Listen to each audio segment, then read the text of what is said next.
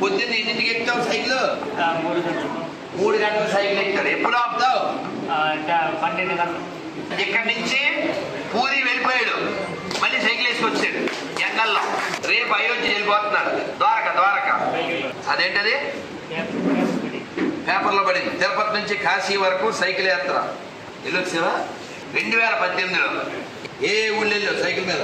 First starting Kanakapuram, Vijayawada. తర్వాత విజయవాడ, మళ్ళా నరసింహస్వామి. కది నరసింహస్వామి. నాకు మాటలు లేవు కాబట్టి 11 సంవత్సరాల వరకు, 11 ఏళ్ళ వరకు ఈయన మాటలు లేవు. అవతల వచ్చిన ఈ మాటలు మల్లకొండ నరసింహస్వామి.